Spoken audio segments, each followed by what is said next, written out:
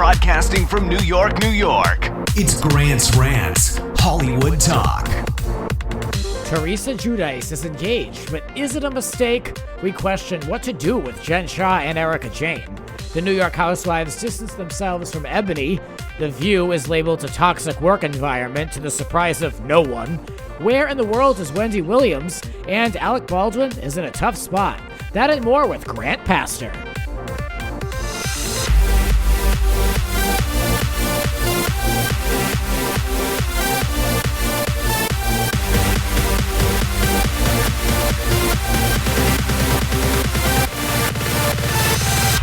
Let the ranting begin. I am joined by Grant Pastor, a good friend of mine, and you can find his Instagram over at Boys Morning After Club. Welcome to the podcast. It's really Grant's Rants now. I know, is it actually finally grammatically correct? And I think if I do good, then, maybe it'll actually be Grant. Oh, yeah, I guess it would be Grants with a comma at the end. Yeah. The Grants is Rants. Grant, yes. Grant and I know each other through the city, but mainly because Grant had listened to this podcast. And when I moved to New York, he reached out to me. And so we've been pretty good friends since. Yeah, and I have to say I've never met another Grant. That wasn't the reason I found your podcast, but I've been listening to you since what was the place? The AfterBuzz. The AfterBuzz right? TV. Yeah, I've been We both have the same middle name, Grant Michael. It's strange. We both have a younger sister. Yeah? Yeah. So we're both Housewives fans. Yeah. Housewives, I don't know, can I even call myself a fan anymore? How do you feel at this point with Housewives? It's the Housewives culture. Yeah. And I'm kind of in the point right now where I'm deciding whether or not I'm going to continue that. Well, then let's get into it. Let's talk about some Housewives. Let's start with the Real Housewives of New Jersey. Criminal Teresa Giudice engaged to this guy, Louis. He's a quote-unquote businessman. Another entrepreneur that we're supposed to fall head over heels in impress. We're supposed to be impressed. Just as plastic as she is. Yeah, just as tan. I have a question here. I think we all know the answer. Is this a mistake? This is a mistake, right? It's a mistake. I saw their house. I'm a little confused how this is even happening. I thought there was some news a while back that he was in financial trouble. And then I know he also had the ex-fiance that started the abused women group. Oh. Did you know about that? No. I had heard he had, quote-unquote, maybe ties to Scientology. That's all I kind of knew. He has an ex-fiance who she did some kind of marathon for women's abuse survivors or something like that. And it was confirmed that it was actually his relationship with her that she ran the marathon for. Wow. Apparently he was very demanding sexually. Oh. Well, Teresa claims to love that, but that won't last for too long. Yes, this is a mistake. They met in November of 2020. It is October of 2021. There are kids involved. He was all too eager to be on the show. Yeah. He was on the show last season, right? At the and end I know of he the was season, now. yeah. They were just on vacation with, was it Dina? Yeah, and her husband. Yeah, that's when he had popped the question. Right. I don't know. I think he's a little too close to this world. I think he's a little too excited to be a part of it. Yes. I think he knows Teresa, has been a fan probably.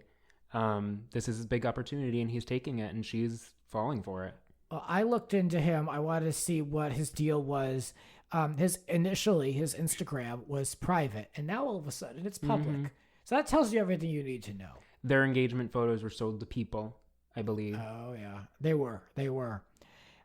What else? All right, well, I guess we can't be totally negative. He's supposed to be a philanthropist feeding families. I don't know if this is a photo op, a tax credit. Maybe it's a real I don't want to be unfair to the man. I don't remember what it was that I heard in the very beginning, other than the abuse, but I do remember there was something financially going on with him. Well, that Instagram thing tells me everything I need to know. He runs a digital marketing solutions company. He has a net worth of around $2 million. But the house they just bought was, 3.4 or something? Yeah, it was in the $3 million. 3.5, yeah. Teresa's net worth is $500,000. No. But that's because we have to take into account that it used to be negative $11 million because of the lawsuits. So she was actually worth negative $1 million. What about the house that they sold? I don't believe that's sold yet. Yeah, so that'll help things, but Yeah, they bought this New Jersey mansion. They're calling it an investment property. 7 bedroom, 7 bathroom, castle-like decor. I will say from the outside, it was pretty impressive. It's impressive looking, yes. A big upgrade from her literal Hunchback of Notre Dame crumbling castle from yesteryear. This one's 7,000 square feet. I don't know. But why is that needed? Her kids are older. Yeah, I looked at some of the pictures of the interior. Not my style, but it looked nice. Of course, any real estate photos are going to be so finely tuned and edited, and the contrast is going to be at like 11. Right. So it's like, who knows? But it's also New Jersey. Right. No offense to anyone in New Jersey. I work New Jersey, but it's also New Jersey. That's why I was actually surprised that the house was in the $3 million range. I was just like, what purpose would you want? It must be the acreage. It must be. Yeah, I know it was like either 3 or 5 acres, something like that. I could be off on that. But, of course, her brother, if this was my sister, I'd be like, what the hell are you doing? Oh, no, not Joe. Joe's all for it. He's in tears. He told Us Weekly that Louis is Superman to her sister. Yeah, you better watch out about that. I mean, this is someone that he's known for 11 months. I read an article. I can't remember the word that Joe used, but I was like a little taken aback by it. He was like, my sister needs a monster type of man or something. Beast. A beast. Yes. I was like, a beast of a man, and he's fits the bill. I was just kind of like, I don't see this ending well. I could be totally wrong. I hope I am, but like Teresa, I've said this before, Teresa's like the biggest sitting duck on the dating market. You can research this woman. You know what she likes sexually. You know that she loves to be showered with gifts and love and wah and all that. And she's a single mom. The ex is in another country. Sure, her life has been turned upside down. So it's like she's really set up herself perfectly for someone to come in and take advantage of her. Unfortunately. Yeah. Does he have kids? 2 kids. Yeah, one of them I believe has autism. Okay. So, but yeah, interesting pick. Yes. Anyway, let's move on to Jen Shah, who criminal number 2. Yeah. There's a theme. She is now she was on page 6 this weekend getting handsy with a porn star at a strip club at an appearance in New York City, getting a lap dance, smiles all around, alcohol all around. A rep for the venue said that she was eager to host the event and that it came with a lot of money, but not enough money to cover the legal bills. So was she here for the book, or this was a separate appearance? Oh, I wonder if she was there for I'm wondering. Book. Yeah. Well, they suckered in one of them to go to Larry Flint's Hustler Club. You got to give her some credit. She's doing what she can with the time she has left. Live your full life while you can. Yeah, that's true, because she's supposed to wait for a judge in March of 2022. And I'm sorry, did you say that the name of the club was Hustlers? I believe it was Larry Flint's Hustler. Fitting. Yeah. So that was that appearance. Now flash over to Vegas, where at the end of September, Erika Jayne made an appearance at the opening of Sushi Samba Tree Bar and Lounge in Vegas. Alleged criminal number 3. Yes, noted. She is there. Now, the only thing that impressed me about this appearance was that the party was DJ'd by Sam Ronson. So that would be about the only thing worth seeing just for the Lindsay connection alone. But it's unclear, though, if Erika got paid at this appearance. Now, there's a lot of questions around she got paid for the appearance. She got paid for the appearance. I mean, yeah, she's standing there on the carpet with the name of it behind her in a pink dress with full glam. I mean, she didn't walk off the strip, in my opinion. I was like, what's going on here? There's also a lot of questions about the owner of that hotel and her history there. And you're speaking about the 78-year-old boyfriend? Potential, yeah. There's a lot of questioning around this. So, I'm glad she found a younger man this time. By what? By 4 years? It's odd that someone right now like her would use this as an opportunity to make an appearance, whether it's paid or not. It looks really bad, but add it to the list. She doesn't seem to care. She doesn't care. She likes it. And you know what? It's good timing for her. She's, this is coming right off the heels of her saying that the 4-part reunion's all thanks to her. The season was thanks to her. She's loving this. Yeah. Yeah, that's what it seems like. I think it's a really bad look. Like they even had like shots of her going to Burbank Airport with her assistant. Now, how is she? She's still paying Employing an an assistant. assistant who also doubles as the makeup artist, I heard. Oh well, I think That would explain I the, guess they're all reunion gonna look. need multiple jobs to hang on. They're all gonna have to be really like one of them's gonna have to do the laundry and the gardening. I don't know. I mean, Turn yeah. on that heated pool. Yeah, she just looks worse and worse in my point of view. But, what do we do with these two ladies? So Jen and Erika making appearances. They're very much in the public eye with these big cases these aren't small things either. And I just think it's just wild. I don't know what to do. Do we Erika hasn't been convicted of anything. Jen hasn't been convicted of anything just yet, even though it looks really bad. I don't know. Is it too much? You know what I'm thinking? Because we started the show with Teresa. It's interesting if you look back when everything was happening with Teresa, the way that she used the attention versus the way that these ladies are using the attention. I guess if you go back in time, maybe that's incorrect. But Teresa was the victim in all of this. People actually did have sympathy. They were wondering how she's going to get out of it. These two were kind of out for blood, but they're loving it. But the difference, I think, although there were the magazine covers and all of that Teresa was loving to save her kids and all of that. Right. But it's kind of, back then it was like we were all fighting for Teresa in a way. And now I think we're all fighting to get these two locked up. And it's just interesting that instead of trying to play the victim, although Erika's doing a little bit of that in the reunion, yeah. But instead of playing the victim and actually trying to look innocent, they're both, Jen and Erika are both kind of just out there bold and brash. Yeah. It's just a different approach. Teresa, although she's angry, was trying to get sympathy and doing a pretty good job at it. These two are just not into it. Right. Teresa was able to use the 4 daughters and the People magazine covers and the family photos and all of that. And it was a little bit more, I mean, I'm not a Teresa fan, so I can't say it won me over. But yeah, I felt a little differently towards her when we were seeing the kids and, ripping that family apart where they each had to go into their prison sentence separately. And it was sad to see, just mainly because there were kids involved. And now these other two. It's just day class A. Day class A. Yeah, it's not looking good. And I'm not interested really to see what happens too much anymore until we actually get sentencing. I don't know. I've heard it all now. Erika, at the time of recording this podcast, two parts of the reunion have aired. And I feel like I have enough information. She's not going to admit to anything. Although, what are your feelings about this latest part 2 of the reunion?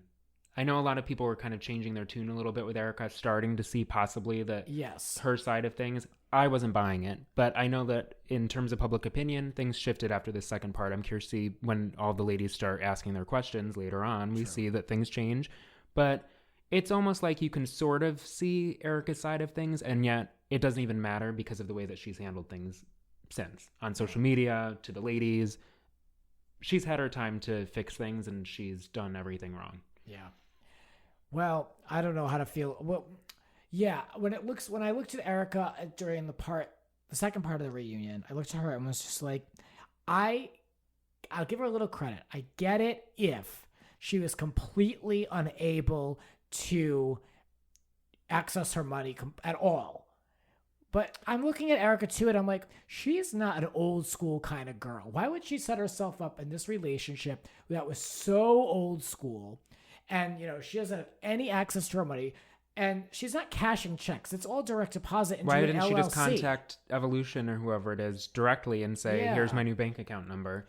Not only that, who's paying for the apartment in Hollywood? Who's paying for the Range Rovers that she drove in, the sports cars that we saw, the music videos? Is she really going with open hands to her husband for every single purchase she needs? Clearly not with the Amex charges. We know she wasn't asking permission. I don't buy it. Yeah, it's just odd. And are we supposed to believe that her portion of the income was actually helping finance their life? I don't think that her income had anything to do with that. That was just paying for the bags and the planes. Yeah. Bottom line is $20 million was transferred into her account. I mean, I don't know what else to say after that. I mean, it was there. The money was there. I mean, you don't need $20 million to go off on your own out of a bad marriage. So Yeah, that was the one thing I was like, well, if she really had absolute zero, because I think of like someone like Britney who has like no access to her money, like there's really not much you can do. But also like this is an able-bodied person who's making her own money, and she just doesn't strike me as someone that would fall for that old school. We're talking about Teresa. Like Teresa was ignorant enough, an old school Italian. Like I could see where she just like signed paperwork, We all could believe it. Let the husband do it. This one, though, with making money on her own, she's supposed to be this, like, really, like, modern, loud, like, sex positive, like, you know, like, she doesn't strike me as someone that would fall for this old school mentality. He would, but I don't think she'd put up with it for too long. They were together too long. She made her own money. But there's always that, and, you know, it's all been talked about, and it kind of exhausts you when you really keep going and going. We could talk about this forever. Oh, yeah. But there's also the apartment that she had, the glam suite or whatever she called it. So who was paying for that? Yeah. Are we really supposed to believe that she had no access yet she had that? Why couldn't she doesn't have friends. We know she has Mikey. She has an LLC. They all do. Everyone would. When you're appearing on TV, like that's who the production company pays. Mm-hmm. They pay into these LLCs. So the LLC, it was EJ Global. It wasn't Tom Girardi's bank account at Bank of America in Encino, California or something, or a P.O. box. You know, it's just like weird. She also had the benefit of the cameras in front of her. And if this really did happen in real time, as we saw it 3 days after their trip, all of this, why didn't she call the camera crew and say, look, I'm moving out today. Come capture it on film. She could have used this to her advantage, but instead she went about it the wrong way. And I think she just got caught and couldn't get out of it. Yeah, I mean, public opinion on her is still, like, in my opinion, bad and low. And looking at someone like Jen is just straight up shameless. Like, I don't expect anything out of her. Like, I expect this. The thing is, did anyone ever like Jen? Not really. I don't think there was ever anyone on her side to begin with. Right out of the gate, she was the most hated character on Salt Lake. The other thing is, I guess I just don't connect with anyone in Salt Lake. Mm-hmm. I know everyone loves Salt Lake City. Last season, by the end, I fell off. I probably didn't see the last 4 episodes. I haven't seen the last 3 episodes of this season. I couldn't care less. I'm actually 3 episodes behind as well. Yeah, but I mean, I plan to watch. But yeah, I mean, it's a different kind of thing. But I like it because it's old school Housewives to me. It's a lot of family life stuff, and the focus is not on the fight of the week, which I really much appreciate in a big way. But yeah, I mean, I don't really have like a standout favorite on Salt Lake, and so it's definitely not Jen. Yeah. She was problematic last year, never mind this year. So it's like she never really had her moment to sell us. Right. You know, we never really got to gain any sympathy or I love Jen. Like, I haven't heard that yet. So who knows? I have a soft spot for Erika a little bit because I did see her in Chicago and I did get a picture with her and I was second row and I could see. Now I'm sounding like a super fan, but I was second row and I could see, I was close enough to actually see her face and I could see that it really did mean so much to her. And I kind of, at that time, I really kind of was thinking, it's this girl who had this dream. Now she's on Broadway. She must feel like everything's coming together. And then shortly after this happens and the way that she handled it after the fact, it just could have been handled so much better. Yeah, and it's really hard to stand behind her, even though I liked her at one point. It's really hard to stand behind it. I saw her perform once or twice just at her own little concert. And I mean, in the beginning it was all good, but this is really showing the different light. I don't know. There's no coming back from this. I want to know what's happening. I want to know, we've all speculated and talked about it, and there's a million podcasts. We'll never know. Yeah, I mean, I want to know what's going to come of this now. And she said something actually in the second part, which I sort of got, where she said, I'm 50 years old. He's 83 or whatever. He has to live with this for a few more years. I have to live the rest of my life like this. In one respect, I understand where she's coming from. In another respect, would you rather have this be the thing that we remember? These Instagram posts? Is this how you're moving on from this? Is this the new life that you want? It just doesn't read. Yeah, her tactics are all over the place. Yeah, it's not a good look. I don't know what she's going for, and I don't know why she doesn't hire a crisis manager, but this has all been said. Yeah, let's shift over to, we're not going to talk about it, but this book has come out. Not All Diamonds and Rosé. It's propaganda. Andy Cohen books or something like that. I remember when Brian Moylan's book came out, he was saying that, Bravo said, no, stop talking to the housewives. We're not allowing them to talk to them. And I think they moved fast, hired this writer. I don't know who this is. Do you? I asked about this guy. I was like, what's his deal? And apparently he wrote for Housewives for People. Okay. So they contracted him, I guess, to write this book. I don't think we really need it. It hadn't had the buzz in the Housewives community. It may have in the mainstream media a little bit more, gotten some more buzz, I think. Like there's Page Six articles, all of that, than Brian's got. But I know that I personally was more excited about that book coming out. And I think the fact that this had to get I know what he was saying was they basically said, yes, you can talk to the Housewives, but we need to be able to sign off on every single thing before it gets published. He didn't want anything to do with that. He wanted to tell the real story. So you should just know that it's a little fishy that Bravo was all fine and dandy with all this going out there. I think they're using it to have us form the opinions that they want us to think of these ladies. Bravo vetted this new book, I'm sure, to death. And it's kind of like saying to a friend, like, why now? I mean, I know Housewives have peaked. I really believe they have. And it's like, when you're going to show some selective secrets behind the curtain, like, what does that mean? Like, it just kind of seems like, I don't know, the timing is weird. Is it over?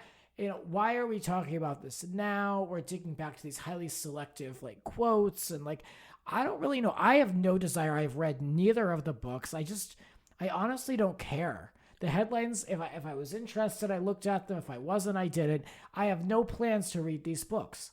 No, I won't be reading this book. I read the headlines. I know the thing. Nothing really surprised me. The one thing that what you're saying, is this the end? I think it is the end, because at this point, where do they go from here? We all know what happens. We've seen glimpses of it. They let us see these little behind the scenes moments. Where do you go from there? Unless it's really just raw footage of here's what happened. I would have preferred them to evolve the shows to show the breaking of the fourth wall and the producer involvement than to read about it in a book. I don't need. And then have new seasons of the exact same thing come out, and we're supposed to just go along with it. Yeah.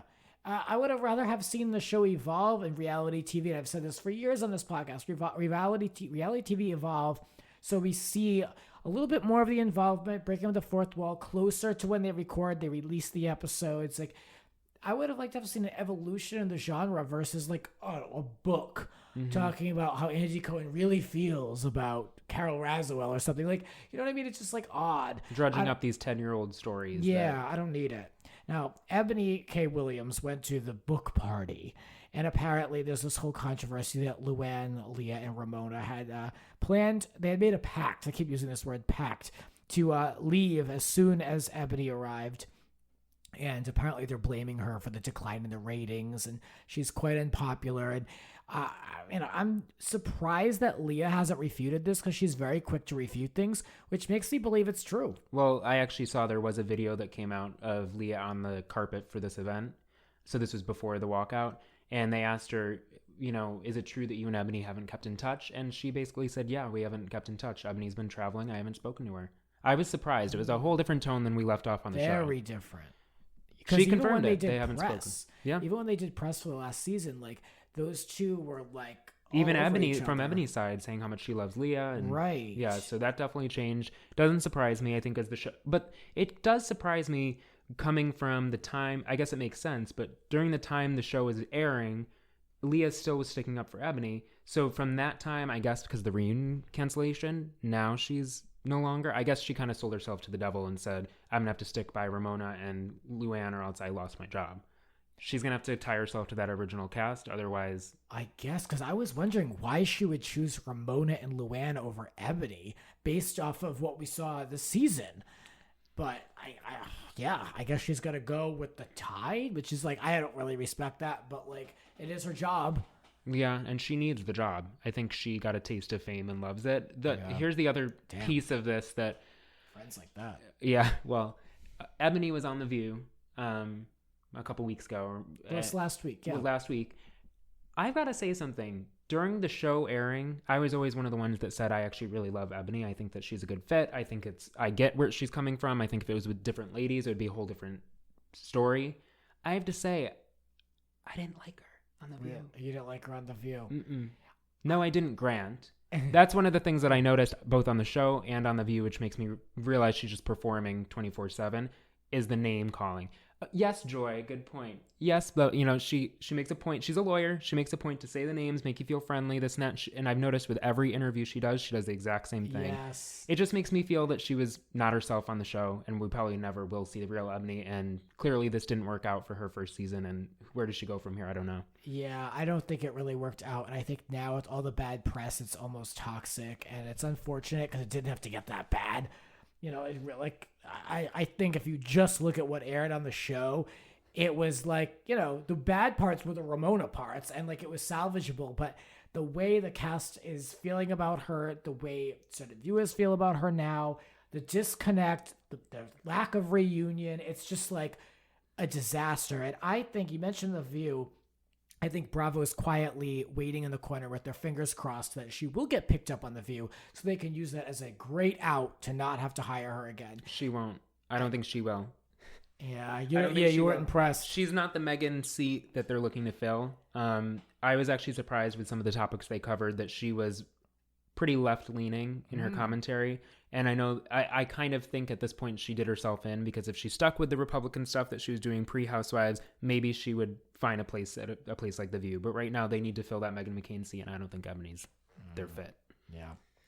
Well, I'm going to be talking about a few of the excerpts from this book on Jacques Peterson's podcast, Unpopular. So if you want to hear my take on just a few of those top line ideas, head on over there to his episode, and I'll give some thoughts over there. But there's really not much to say, because I use this podcast to rant about what means something to me, and I don't really care too much about that. But I don't know. I wonder what will happen with Ebony, because I think The View is a much better fit for her than Housewives. So I think if we're talking about that, they should sign her. But I don't know. I don't know if they know happens with what the show. is going on over there. New York has always been my favorite. I live in New York City, love New York. I've always loved the cast. I actually would be okay if they just shut the door right now and closed Real Housewives of New York, or recast the entire thing with actual moms, actual wives, living in different neighborhoods. I think they would either have to rebrand the whole. Why can't New York be another Potomac or Atlanta? Why can't they have basically all women of color? That's New York City after all. Right. They're definitely at a crossroads over there, because what they're doing is not working. For even more View rants, stick with us for part 2, because now we have to get into the Meghan McCain of it all. That and more in a moment with Grant. Now this.